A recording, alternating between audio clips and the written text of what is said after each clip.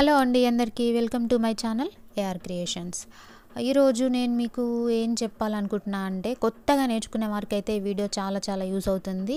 So తప్పకుండా ఈ video అయితే చూడండి, లైక్ చేయండి, షేర్ చేయండి, సబ్స్క్రైబ్ చేయండి. ఈరోజు చెప్పేది ఏంటంటే సారీలో బ్లౌజ్ పీస్ వస్తుంది కదండి, ఆ బ్లౌజ్ పీస్ని ఎలా అడ్జస్ట్ ఎలా చేసుకోవాలి, దానిపైన లైనింగ్స్ ఎలా వేయాలి, హ్యాండ్స్ ఫ్రంట్ బ్యాక్ ఎలా కట్ చేసుకోవాలని అయితే కొత్తగా నేర్చుకునే వాళ్ళు చాలా కన్ఫ్యూజ్ అవుతూ ఉంటారు కదా. అలాంటి వాళ్ళ కోసం అయితే నేను ఈ వీడియో చేస్తున్నాను. ఇప్పుడు నేను సారీలో వచ్చిన బ్లౌజ్ పీస్ని అయితే ఇలా ఫోల్డ్ చేసి వేసుకున్నాను, కనిపిస్తుంది కదా మీకు. ఫోల్డింగ్ నా సైడ్ వచ్చేలాగా వేసుకున్నాను, ఇంకా 2 బార్డర్స్ ఒక సైడ్ వచ్చేలా వేసుకున్నాను.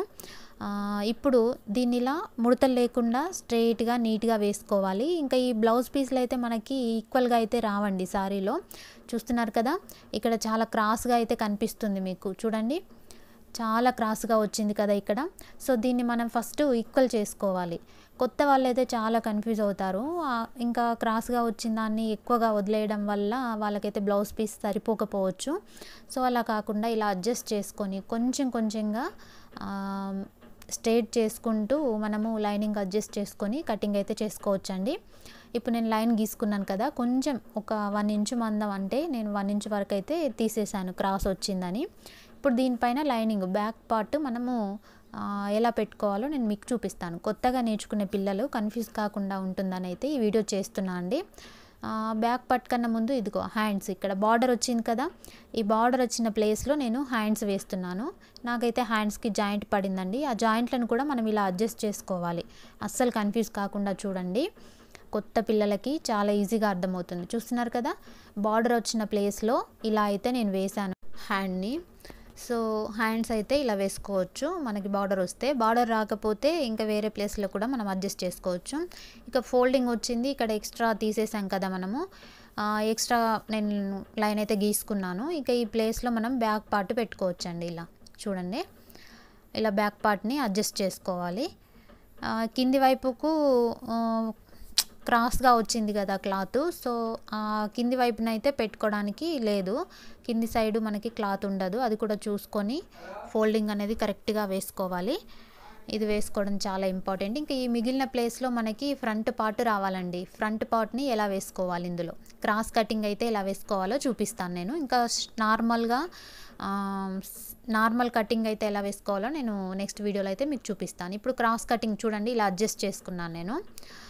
బ్యాక్ పార్ట్కి ఇంకా హ్యాండ్కి మధ్యలో ఫ్రంట్ పార్ట్ అడ్జస్ట్ చేసుకున్నాను. ఇంకా ఈ మిగిలిన ప్లేస్లో షేప్ బెల్ట్ అయితే అడ్జస్ట్ చేసుకున్నాను. ఇలా షేప్ బెల్ట్ అనేది మనకి 2 తీసుకున్నాను నేను. లైనింగ్ బ్లౌజెస్కి అయితే నేను లైనింగ్ 2 పీసెస్లు, మెయిన్ క్లాత్ 2 పీసెస్లు తీసుకుంటాను. ఇలా అయితే హ్యాండ్స్ బ్యాక్ ఫ్రంట్ ఇలా 4 పార్ట్స్ అయితే నేను ఇలా తీసుకున్నాను. చూసారు కదా, అడ్జస్ట్మెంట్ అయితే ఇలా ఉంటుంది. సారీ క్లాత్లో ఎలా ఫోల్డ్ చేసుకోవాలో మీకైతే క్లియర్గా అర్థమైంది కదా. ఇప్పుడు దీన్ని నేను కట్ చేసుకుంటున్నాను. ఇలా ఎక్స్ట్రా క్లాత్ ఉంది కదా, ఈ ఎక్స్ట్రా క్లాత్ని ఇలా రిమూవ్ చేసుకొని కటింగ్ అయితే చేసుకుంటున్నాను. ఇలా కట్ చేసేటప్పుడు కూడా కొత్తగా నేర్చుకునే వాళ్ళు, కొత్తగా కటింగ్ చేసే వాళ్ళు అయితే కొంచెం ఎక్స్ట్రా క్లాత్ ఉంచుకొని కట్ చేసుకుంటే బాగుంటుంది, ఒక 1/2 ఇంచు వరకు. ఇంకా కొంచెం పర్ఫెక్ట్గా వస్తున్న వాళ్ళైతే లైనింగ్ ఎంతవరకు అయితే ఉంటుందో అంతవరకు కట్ చేసుకున్నా సరిపోతుందన్నమాట.